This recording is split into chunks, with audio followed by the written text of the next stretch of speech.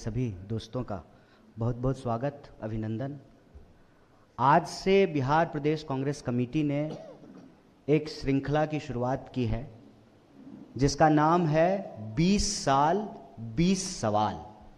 हर दिन पार्टी की तरफ से कोई भी अधिकृत व्यक्ति बिहार के जो 14 करोड़ लोग हैं उनसे जुड़े हुए जो मुद्दे हैं, चाहे वो नौकरी का सवाल हो, पलायन का सवाल हो, भ्रष्टाचार का सवाल हो, अपराध का सवाल हो, रोजी रोजगार, कपड़ा मकान, शिक्षा, स्वास्थ्य, सड़क, बिजली, पानी, बिहार के लोगों के जो मुद्दे हैं उस पर मौजूदा तथाकथित बीमार, बेकार, डबल इंजन की सरकार ने 20 साल में क्या किए हैं, उससे सवाल जो है पूछे जाएंगे जनता की तरफ से, आपके माध्यम से जनता के लिए।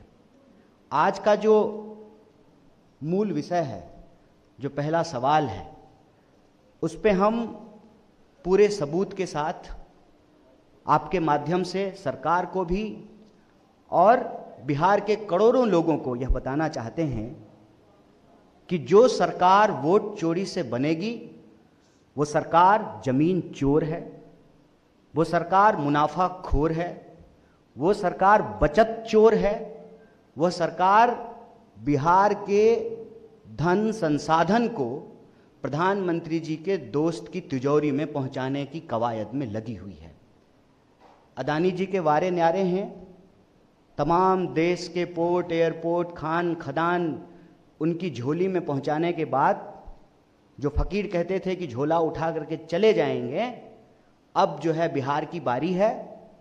प्रधानमंत्री जी के दोस्त के वारे न्यारे हैं, अदानी जी ने बिहार में भी पांव पसारे हैं और ये हम सबूत के साथ बोल रहे हैं।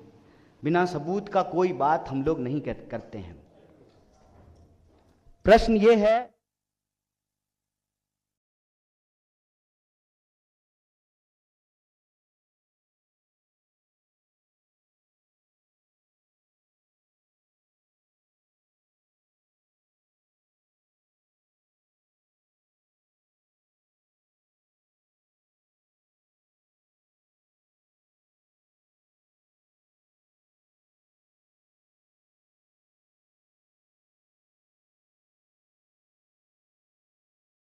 सरकार को हजारों करोड़ का प्रोजेक्ट दे रहे हैं और पावर प्लांट बनाने के लिए जो 21,000 करोड़ आवंटित किए गए, उस प्रोजेक्ट को सरकार जो है वापस ले ली और प्रधानमंत्री जी के जो मित्र हैं वो प्रोजेक्ट जो है उनको सौंप दिया गया है।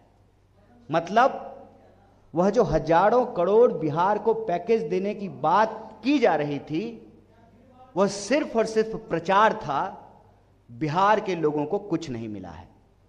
दूसरा जो विषय है कि यह जो प्रोजेक्ट है जिसकी हम चर्चा कर रहे हैं, पावर प्लांट की, असल में इसकी शुरुआत यूपीए सरकार के दौरान हुई थी। भूमि अधिग्रहण शुरू हुआ था और उस वक्त ये राज्य सरकार और केंद्र सरकार को मिलकर के यह प्रोजेक्ट बनाना था। मौजूदा केंद्र सरकार ने इस प्रोजेक्ट को अपने दोस्त, इस प्रोजेक्ट के संबंध में जो राज्य सरकार की भूमिका थी वो तो राज्य सरकार ने निभाई, लेकिन जो बजट आवंटित किया गया था, जिसका बहुत प्रचार किया गया था, उस बजट से केंद्र की सरकार ने हाथ खींच लिया। और जब तीसरा जो महत्वपूर्ण बिंदु है, इसको सिलसिलेवार ढंग से आप देखेंगे तो इस बजट के में, इस प्रोजेक्ट में जितना अंबानी जी खर्च करने का प्रॉमिस, अदानी जी, माफ कीजिएगा, क्या करें दोनों एक ही हैं, बड़ा नाम मिलता जुलता है। अदानी जी कह रहे हैं कि हम 25,000 करोड़ में जो है ये प्रोजेक्ट बनाएंगे और सरकार जो है उसके पास भी 21,000 करोड़ आवंटित था। पहला प्रश्न ये है इस प्रोजेक्ट से संबंधित, फिर ये प्रोजेक्ट जो है अदानी जी को क्यों दे दिया गया।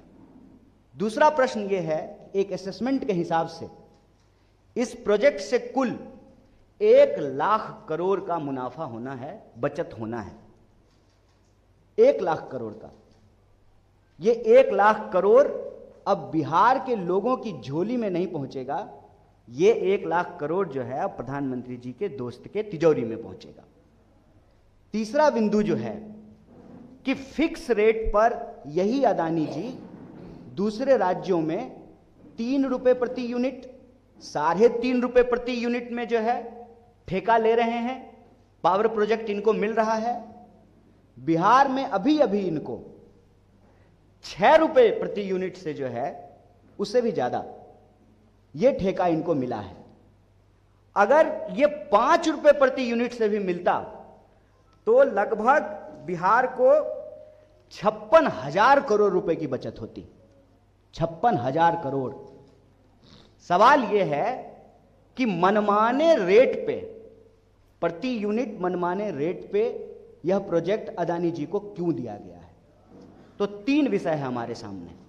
पहला, 1 रुपए प्रति एकड़ के हिसाब से 1,000 एकड़ जमीन अदानी को क्यों दी गई? दूसरा, जो इस प्रोजेक्ट से 1 लाख करोड़ का मुनाफा होना था वो बिहार के लोगों की जेब में पहुंचने की बजाय प्रधानमंत्री जी के दोस्त की तिजोरी में क्यों पहुंच रहा है? और तीसरा, सुविधा अनुसार 6 रुपए से भी ज्यादा प्रति यूनिट में जो है इनको ठेका मिला है, जबकि उत्तर प्रदेश में 3.5 रुपए में और अभी जनवरी में ही बंगाल में जो है इनको 3.5 रुपए में के फिक्स रेट पर ठेका दिया गया है। तो बिहार के साथ यह अन्याय क्यों किया जा रहा है? और जब आप तीनों विषय को जोड़ करके देखेंगे तो आपको स्पष्ट हो जाएगा कि यह सरकार न सिर्फ वोट चोर है, जमीन चोर है, बचत चोर है, मुनाफाखोर है और बिहार का हजारों करोड़ रुपया चुरा करके जिनसे चंदा लेते हैं, तुम मुझे चंदा दो मैं तुम्हें धंधा दूंगा, उस सिद्धांत पे जो है बिहार के संसाधनों की चोरी कर रहे हैं। इसी से विषय से जुड़ा हुआ एक बात और आपके प्रकाश में लाना चाहता हूं। हम क्यों कहते हैं कि वोट चोरी की सरकार जमीन चोर होती है? बिहार का बच्चा बच्चा घर घर में लोग ये जानते हैं कि पिछले कई महीनों से वरन कई सालों से यह हल्ला हो रहा था, सर्वे होगा, सर्वे होगा। हर कोई जिनके पास भी थोड़ी बहुत जमीन है, 1 कट्ठा 10 धूर, 2 कट्ठा 5 कट्ठा जमीन का कागज लेकर के ब्लॉक का चक्कर लगा रहे थे। घुसखोरी, संगठित घुसखोरी के उस चक्कर में फंस रहे थे, जमीन का कागज निकलवाने के लिए, नक्शा का फोटो स्टेट करवाने के लिए, रसीद कटवाने के लिए। असल इनको जमीन की सर्वे नहीं करनी है। जनता का जमीन जनता के पास नहीं रहने देनी है। यह सर्वे नहीं है, इनकी गिद्ध नजर बिहार की जमीनों पर है। सर्वे के माध्यम से यह पता किया जाए कि कहां कहां गैर मजरूआ जमीन है और लठैत की तरह, अपने दोस्तों की लठैत की तरह सरकार जो है, जिनके पास भी कागज में थोड़ी बहुत गड़बड़ी हो, मोटेशन नहीं हुआ हो, बाबा 3 भाई थे, दादा 3 भाई थे, तो तीसरा का हिस्सा कहाँ है, बहन की शादी हो गई, कोई विधवा है, समय पर रसीद नहीं कटा है, उन जमीनों को कब्जा करके शासन प्रशासन जो हमारे टैक्स के पैसे से चलती है उसका डंडा इस्तेमाल करके उन जमीनों को अपने दोस्तों को सौंपने की ये पूरी मुहिम चलाई जा रही है। हम मांग रहे हैं नौकरी, और हमारे ही माँ बाप के पैसे के टैक्स के पैसे से सरकार जो चलती है, जो पुलिस प्रशासन को डंडा मिलता है, जो वेतन मिलता है, जो भत्ता मिलता है, वही नौकरी मांग रहे विद्यार्थियों के कंधे पे, उनकी पीठ पे जो है चलाई जाती है। यह पूरा का पूरा जो भ्रष्टाचार है, इस भ्रष्टाचार को हम लोग उजागर कर रहे हैं। हमारे समय में भी, कांग्रेस के समय में भी ठेके दिए जाते थे, पावर प्रोजेक्ट बनाया जाता था, MOU साइन होता था, लेकिन यह निष्पक्ष प्रतियोगिता नहीं है। बाकी सारे जो प्रतिभागी हैं, जो टेंडर और लोग भी भर सकते थे, उनका हाथ पांव बांध करके इस तरह की व्यवस्था की जा रही है कि यह टेंडर एक ही व्यक्ति को मिले। अदानी नाम केवलम। हम दो हमारे दोस्त, एक जो है अमित शाह के पिताजी नहीं, माफ कीजिए, जय शाह के पिताजी, और दूसरे जो है जय शाह के चाचा जी। तो 2 ये हुए, हम 2 और इनके 2। पूरे देश की संपत्ति जो है इनको ये हैंड ओवर कर देना चाहते हैं। तो यह भ्रष्टाचार आपके माध्यम से, यह जो निष्पक्ष प्रतियोगिता नहीं है, जिसका सीधा नुकसान बिहार के लोगों को हो रहा है। 1000 एकड़ जमीन 1 रुपए में। भूमि अधिग्रहण का कानून कहता है कि जो जमीन अधिग्रहित की गई जिस प्रोजेक्ट के लिए, उस प्रोजेक्ट पे अगर वही प्रोजेक्ट नहीं बनेगा तो वो जमीन अपने आप किसानों के पास चली जाएगी। किसानों को वो जमीन नहीं मिली, पुराने रेट पे जमीन अधिग्रहित किया गया।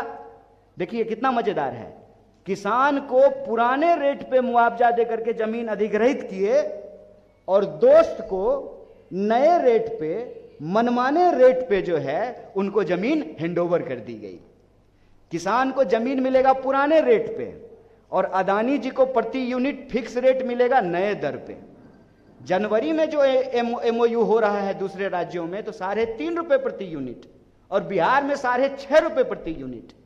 1 रुपया भी अगर कम पे 5 रुपया पे भी होता तो 56,000 करोड़ का बचत होता बिहार का। तो सवाल यह है कि 1 रुपए में 1000 प्रति एकड़ जमीन क्यों दी गई? जो 1 लाख करोड़ का बचत है बिहार का, उसको दोस्त की तिजोरी में पहुंचाने का प्रबंध क्यों किया गया?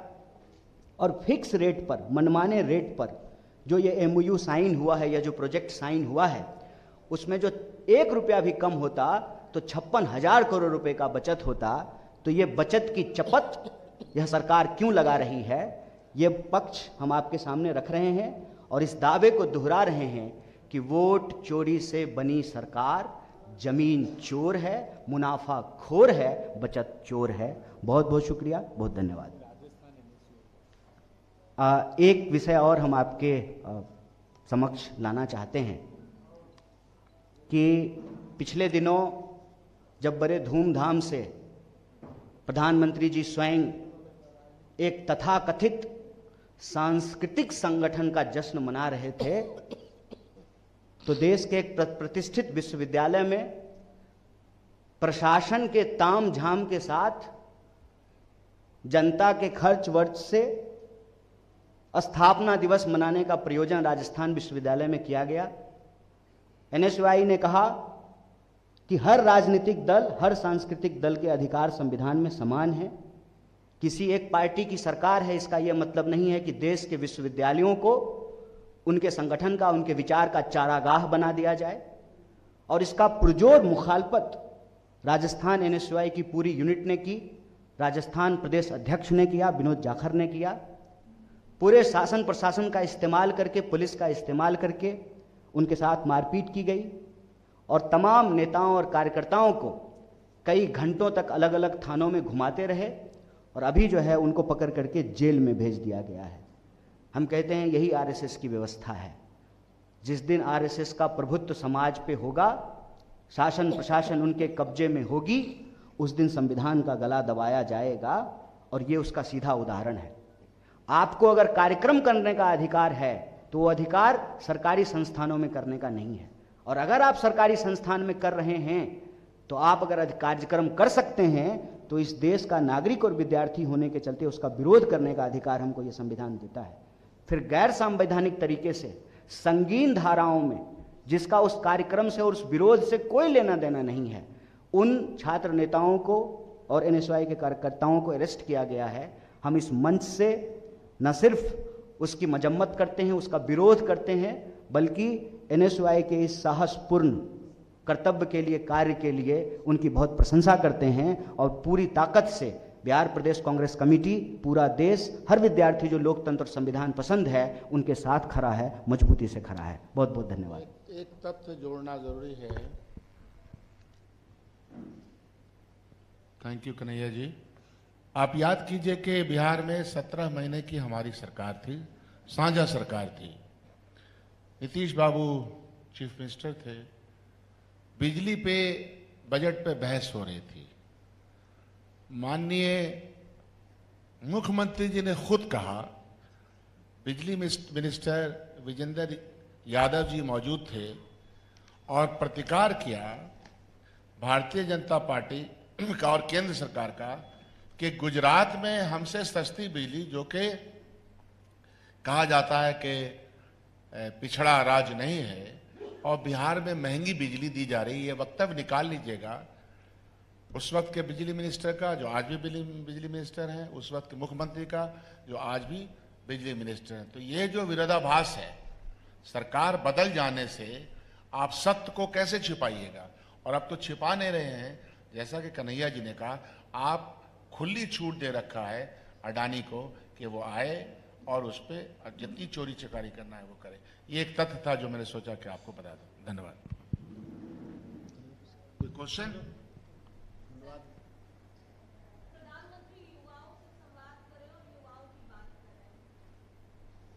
नहीं, प्रधानमंत्री तो कुछ भी कर सकते हैं, क्योंकि एक तो प्रधानमंत्री को आप लोग साधारण मनुष्य मत समझिए। नॉन बायोलॉजिकल अवतारी ईश्वर के अवतार हैं, तो उनके बारे में साधारण बात मत किया कीजिए। लेकिन प्रधानमंत्री से ये पूछा जाए कि युवा संवाद कर रहे हैं, अच्छी बात है, युवाओं को रोजगार भी मिलेगा कि खाली भतीजा को ही रोजगार मिलेगा, कि बिहार के युवाओं को भी रोजगार मिलेगा? क्यों पेपर लीक हो रहा है, क्यों कोई भी परीक्षा जो है वो समय पे नहीं हो रही है, नौकरी मांग रहे विद्यार्थियों को क्यों लाठी मारा जा रहा है? प्रधानमंत्री से तो ये पूछा जाना चाहिए ना कि क्यों चपत लगाए हैं 1 लाख करोड़ का, बिहार के किसान से पुराने रेट पे ज़मीन ले लिए और जो है अपने दोस्त को जो है नए रेट पे जो है 6.5 रुपये प्रति यूनिट फिक्स रेट पे जो है प्रोजेक्ट दे रहे हैं। तो युवा संवाद खाली बोलने से, खाली गाल बजाने से नहीं होगा ना। प्रधानमंत्री जी को बस आपको अगर मौका मिले तो याद दिला दीजिएगा कि अब आप तीसरी बार प्रधानमंत्री हैं, आप नेता प्रतिपक्ष नहीं हैं। तो कब तक जो है मन की बात के नाम पर गाल बजाते रहिएगा, परीक्षा पे चर्चा के नाम पे गाल बजाते रहिएगा? कब तक जो है आप भर्ती के बारे में जो है वादा ही करते रहिएगा? डिलीवरी कब होगी? यह सवाल उनसे पूछा जाना चाहिए। आप लड़ाई